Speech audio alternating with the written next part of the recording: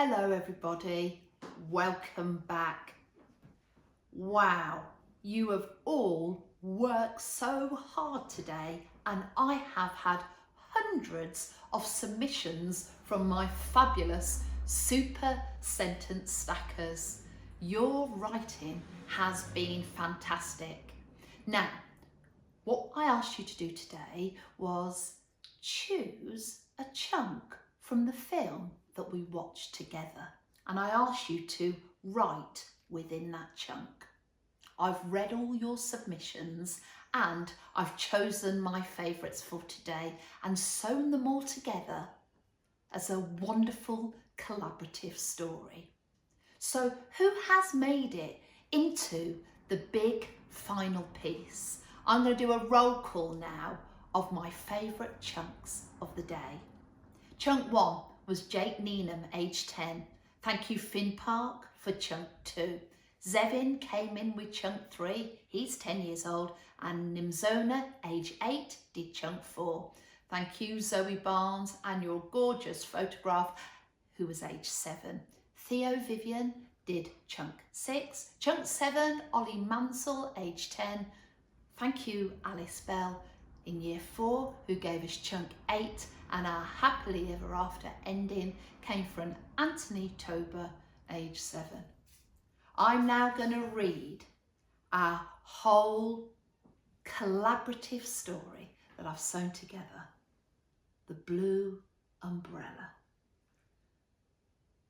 The rain showered over the horde of gloomy grey umbrellas, and people scurried back from work frantically to escape the ferocious patter of the rain.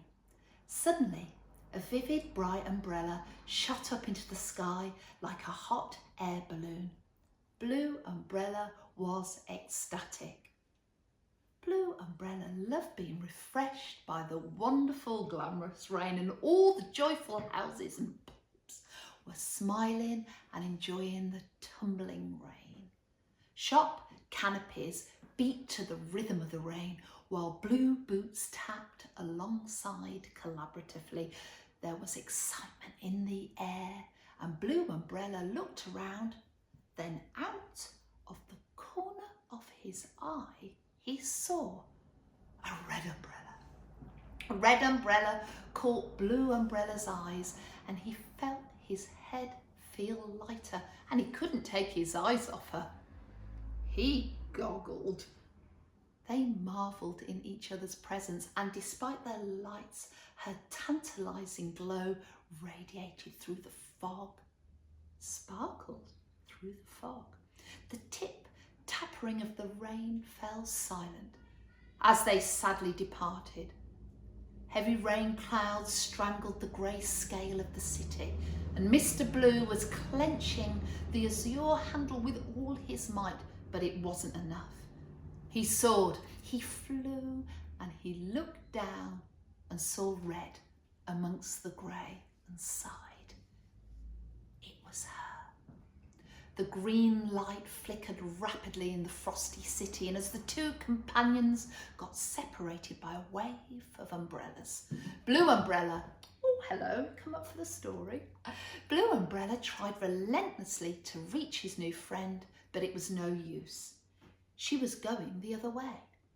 Recklessly, he swayed side to side, trying to make Mr. Blue turn around. He was determined. He was determined and brave. He was determined and brave and courageous, and the wind howled loudly as he tugged relentlessly to reach his friend. Walking towards the suburbs, Blue Umbrella tugged and tugged and tugged, and swoosh, he was gone.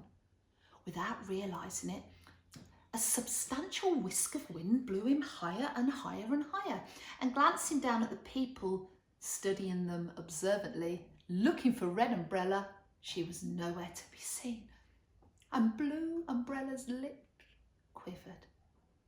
And as he meandered down to the black pavement, a glistening strawberry glow caught his eyes. It was Red Umbrella. His heart skipped a beat. He He was over the moon. He was about to land next to her when another gust of wind blew him away.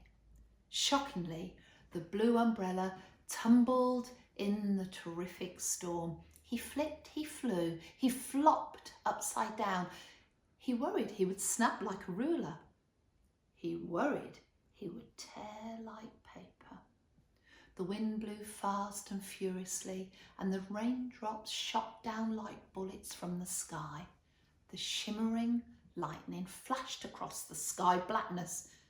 He felt beaten, as though every last hope of his had been crushed. People tearing through the cold street, none of them seized or he just shivered. The endless creak of the whining drain pipe made him feel even more miserable. The rain spluttered upon his head in a solemn manner. Tit-tat, tit-tat. His eyes sank deep into the depth of his now crumpled face. Despair.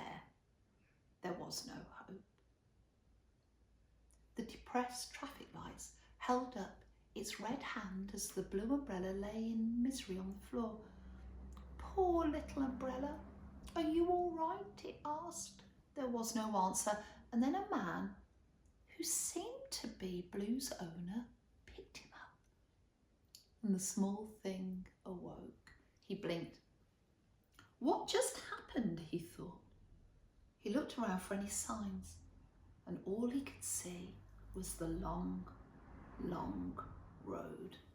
Gradually, Blue Umbrella's eyes flickered open, and he felt the comforting glow of Red Umbrella upon him. Red Umbrella peered down at him. She was concerned.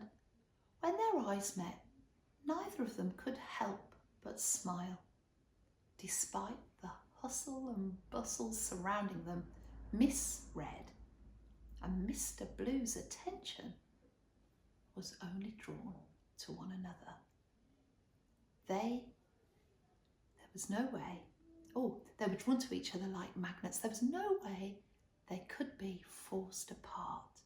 And whilst they strolled away, the street seemed to smile around them. The street was content. And when the Blue Umbrella opened his eyes, he saw the Red Umbrella, and they both felt very happy. They smiled and gazed at each other. He was battered and dirty, but that wasn't important to him.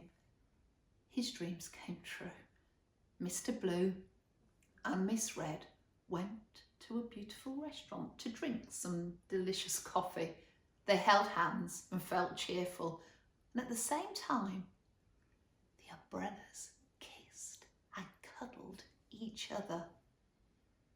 That was a wonderful moment, and all the characters' future was bright. I am here, Super Sentence Stackers, every weekday at 10:15. And tomorrow we will have a new film to write about.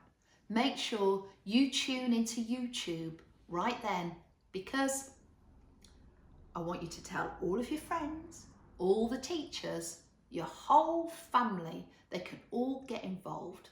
We're going to upload this full story later on Facebook on the Training from Space page. So make sure you follow me on Twitter at Jane Considine and subscribe to the channel below. Always remember to use the hashtag Super Sentence Stackers, and I'll see you tomorrow.